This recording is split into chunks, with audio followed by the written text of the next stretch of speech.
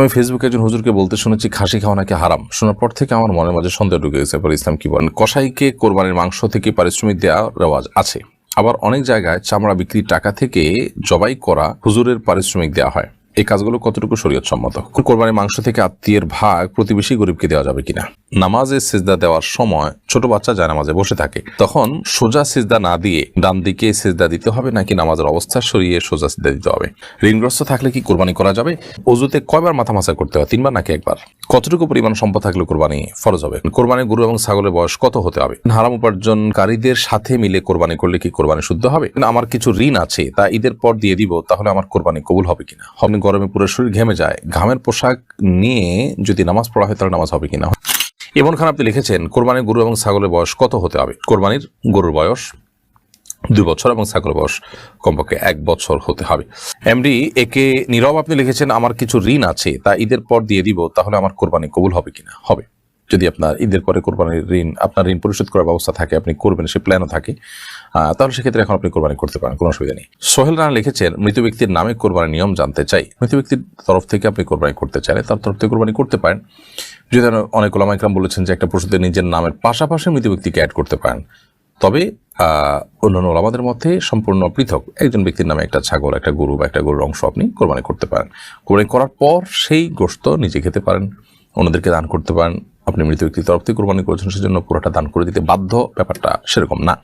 তাহমিদ আলম চৌধুরী আপনি লিখেছেন, বৃষ্টির দিনে রাস্তায় ময়লা পানি থাকে, যা হাঁটার সময় কাপড়ে লাগে, এমন অবস্থায় নামাজ পড়লে নামাজ হবে কিনা? ময়লা পানিতে যদি নাপাক, একটা হলো ময়লা এমনি খড়কুটোর পানি বা কর্দমাক্ত পানি, সেটা যদি লাগে তাহলে সেক্ষেত্রে নাপাক হবে না। তবে পরিচ্ছন্ন পোশাকে নামাজ পড়া ভালো, সেটা ভিন্ন কথা, বাট নাপাক হবে না। এই অবস্থা নামাজ পড়লে নামাজ হয়ে যাবে। জোবাইর হোসেন আপনার প্রশ্নটি হলো, আপনি লিখেছেন, বেনামাজের সাথে কোরবানির গরুর ভাগ নেওয়া জায়েজ আছে কিনা জানতে চাই।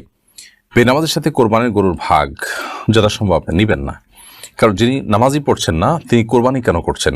নিশ্চয়ই গোশত খাওয়ার উদ্দেশ্যে করছেন, তার নিয়তের মধ্যে নিশ্চয়ই ভেজাল আছে। আর সম্পূর্ণরূপে সালাত ত্যাগকারী ব্যক্তি অনেক ওলামা ইকরামের মতে ইসলাম থেকেই খারিজ হয়ে যায়। সব মিলিয়ে একজন বেনামাজের সাথে কোরবানি দেওয়ার কোন অবস্থাতেই উচিত নয়, জায়েজ নয়। বরং একজন দিনদার মুত্তাকি পরহেজগার মানুষের সাথে কোরবানি দিবেন। এবং যৌথ কোরবানি দিতে হলে, একটা গরুতে কয়েকজন মানুষের কোরবানি দিতে হলে, সেই ক্ষেত্রে এই বিষয়গুলো দেখে নেবেন যে লোকটা নামাজি কিনা, মুত্তাকি কিনা, গোশত খাওয়ার উদ্দেশ্যে করছেন না কোরবানি তার উদ্দেশ্য, এগুলো দেখে তারপরে কোরবানি করতে হবে। মোহাম্মদ ইমাম হুসাইন আপনি লিখেছেন, ঋণগ্রস্ত থাকলে কি কোরবানি করা যাবে? ঋণগ্রস্ত ব্যক্তি কোরবানি করতে পারেন যদি ঋণটা এ পর্যায়ে থাকে যে তার ঋণ এর সাথে কোরবানি করা না করার কোনো সম্পর্ক না থাকে। অর্থাৎ তিনি কোরবানি করার ফলে যাদের কাছে ঋণ নিয়েছেন তাদের ঋণ পরিশোধে কোনো প্রকার আপনার সমস্যা তৈরি না হয়। অনেক ঋণ আছে যেগুলো তিনি নির্দিষ্ট সময় নিয়েছেন, সে সময় এখনো আছে, তিনি দিবেন, এর মধ্যে তিনি ঋণ করে কোরবানি করছেন, অথবা ঋণ করে কোরবানি করেছেন, এদিকে তার ঋণ পরিশোধ করার সুযোগ আছে, সেই হিসাবে তিনি ঋণ করেছেন, তো এটা জায়েজ আছে, কোনো অসুবিধা নেই। এমডি আকরাম হোসেন লিখেছেন, শুনে থাকি যে স্বামী স্ত্রী পরস্পর 4 মাসের বেশি দূরে থাকা যায় না, এটা কতটুকু সত্যি? যারা প্রবাসে বছরের পর বছর থাকে তাদের ক্ষেত্রে বিধান কি? 4 মাসের বেশি দূরে থাকা যায় না মানে হলো স্ত্রীর হক আদায় করা উচিত, 4 মাসের বেশি দূরে থাকা উচিত নয়। কিন্তু যদি স্বামী স্ত্রী দুজনকে নিয়ন্ত্রণ করতে পারেন, কোনো গুনাহে লিপ্ত হন, তাহলে সেক্ষেত্রে 4 মাসের বেশিও যদি দূরত্বে থাকে সেটা জায়েজ আছে।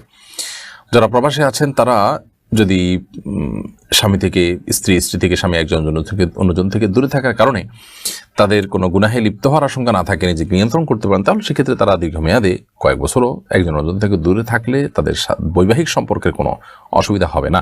তবে ইসলাম এটাকে প্রশংসনীয় কাজ হিসাবে অবশ্যই মনে করে না, কারণ স্বামী স্ত্রী পাশাপাশি থাকবেন সেটাই ইসলাম চায়। নবী করিম সাল্লাল্লাহু আলাইহি ওয়াসাল্লাম জেহাদের ময়দানে পর্যন্ত, সফরে পর্যন্ত স্ত্রীকে সাথে নিয়ে যেতেন। অতএব সেই চেষ্টা একজন ইমানদারের কিন্তু থাকতে হবে। অপর্ণা আপনি লিখেছেন, অজুতে কয়বার মাথা মাসা করতে হয়, 3 বার নাকি 1 বার? 1 বার মাথা মাসা করতে হয়, পুরো মাথা 1 বার মাসা করলেই হবে, 3 বার নয়। হাত, মুখ, এগুলো পাও 3 বার করে ধুইতে হবে, কিন্তু মাথা মাসাটা 1 বার করলেই চলবে।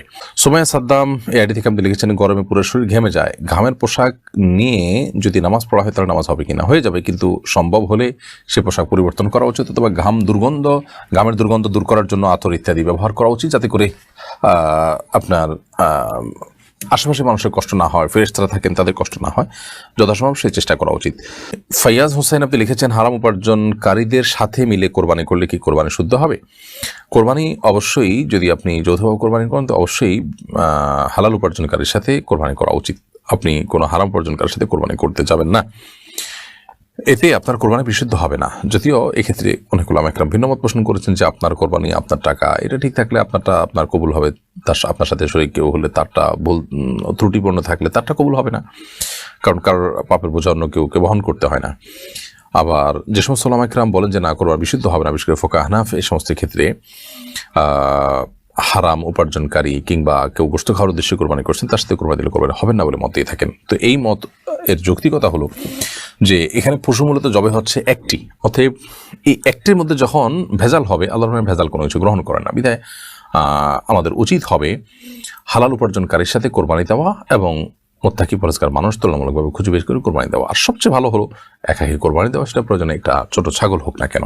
হারিল সাবরিনা খান অর্ণবী এই আইডি থেকে আপনি লিখেছেন, কতটুকু পরিমাণ সম্পদ থাকলে কোরবানি ফরজ হবে? কোরবানি ফরজ নয়, কোরবানি অনেক উলামার মধ্যে সুন্নাতে মুআক্কাদা, তবে ফুকাহা হানাফির মতে ওয়াজিব। ওয়াজিব যেহেতু, অতএব ওয়াজিব হবে হলো জাকাত দেওয়ার মতো সম্পদ, অর্থাৎ জাকাত ফরজ হতে যে পরিমাণ সম্পদ প্রয়োজন হয়, 7.5 ভরি স্বর্ণ কিংবা 52 ভরি রূপার সমমূল্য যদি কারোর কাছ থাকে, 52 ভরি রূপার বাজার মূল্য বর্তমানে 70 থেকে 80 হাজার টাকা প্লাস মাইনাস। এই টাকা যদি কারোর কাছে কোরবানির মৌসুমে থাকে তার উপর জন্য কোরবানি করা ওয়াজিব, ঋণ মুক্ত যদি থাকে এই টাকা।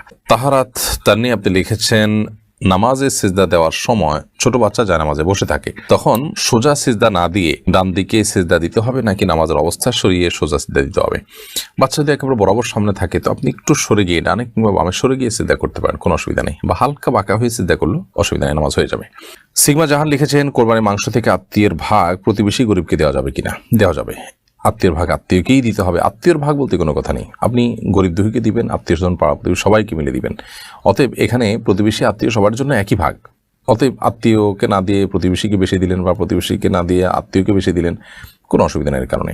এমনি মোশাররফ আপনি লিখেছেন, আমি ফেসবুকে একজন হুজুরকে বলতে শুনেছি খাসি খাওয়া নাকি হারাম। শোনার পর থেকে আমার মনের মাঝে সন্দেহ ঢুকে গেছে, পরে ইসলাম কি বলে? না, খাসি খাওয়া হারাম এমন কোনো কথা নেই, যদি কেউ বলে থাকেন তিনি ভুল বলেছেন।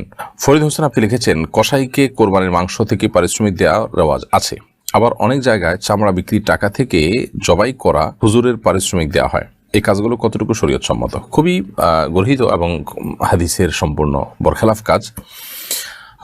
কোরবানির কসাইকে কোরবানির পশুর মাংস কেন কোনো কিছুই পারিশ্রমিক হিসাবে দেওয়া যাবে না, বরং পারিশ্রমিক হিসাবে নিজের এক্সট্রা টাকা পয়সা থেকে তাকে দিতে হবে। আপনি যদি কোরবানির পশুকে যিনি যে কসাই বানিয়েছেন, গোশত প্রস্তুত করেছেন, তাকে যদি পশুর গোশত, হাড্ডি, মাথা, কলিজা, লেজ ইত্যাদি দেন পারিশ্রমিক হিসাবে, তাহলে সেক্ষেত্রে কেমন যেন কোরবানির এই গোশতটাকে আপনি বিক্রি করলেন। তার মানে কোরবানির গোশত তো বিক্রি করা যায় না, এটা তো আপনি খাবেন, কাউকে দান করবেন, এটুকু। তো যেহেতু আপনি এটাকে জাঘোষিতা করতে পারছেন না, সেহেতু আপনি এই গোশতটা কসাইকে যদি তার কাজ করিয়ে পারিশ্রমিক দেন, তাহলে কেমন যেন আপনি এটা একটা বিনিময়ের ভিত্তিতে দিলেন, বিক্রি করার মতোই হলো। তো নবী করিম সাল্লাল্লাহু আলাইহি ওয়াসাল্লাম আলী রাদিয়াল্লাহু তাআলা আনহুকে পরিষ্কারভাবে নিষেধ করেছেন যে তিনি যেন কসাইকে কোরবানির পশুর কোনো গোশত ইত্যাদি না দেন, তাকে উপযুক্ত পারিশ্রমিক দিয়ে দিবেন যাতে কোনো প্রকার তার হক নষ্ট না হয়, ঠকানো না হয়। কিন্তু তাই বলে গোশত বা কোরবানির পশুর কোনো কিছু দেওয়া যাবে না। একইভাবে যিনি জবে করেছেন সেই হুজুরকে যদি আপনি জবেহের পারিশ্রমিক দেন, তো সেটা আপনি নগদ টাকা দিবেন, অন্য কিছু দিবেন, কিন্তু কোরবানির গোশত দিয়ে বা কোরবানির পশুর কোনো কিছু দিয়ে যদি পারিশ্রমিক দেন, তাহলে সেক্ষেত্রে এই কোরবানির পশুর গোশত বা তার অংশকে আপনি কোনো বিনিময়ের ভিত্তিতে দিলেন, এটা বিক্রি করার মতোই হয়ে গেল, সেটা কিন্তু জায়েজ নাই। এবং এই বিষয়টি আমরা না জানার কারণে অনেকে ভুল করে বসে থাকি। অনেকে কসাইকে সামান্য পয়সায় নেই, কসাইও জানে যে টাকা কম দিলে কি হবে, গোশত একটু বাড়িয়ে দিবে, এবং বলেও থাকে যে গোশত একটু বাড়িয়ে দিবেন, তাহলে সেক্ষেত্রে তার ঘরে পোষায় যায়। তো এভাবে আসলে চুক্তি করা জায়েজ নাই। সাপ তাকে বলে দিতে হবে, তুমি গরিব হলে অন্য 10 জন গরিবের মতো তোমাকে আমি দিতে পারি, সেটা আমার ব্যাপার, কিন্তু পারিশ্রমিক তুমি যেটা নেবে সেটা অত্যন্ত ক্লিয়ার, এরকমটি করা উচিত।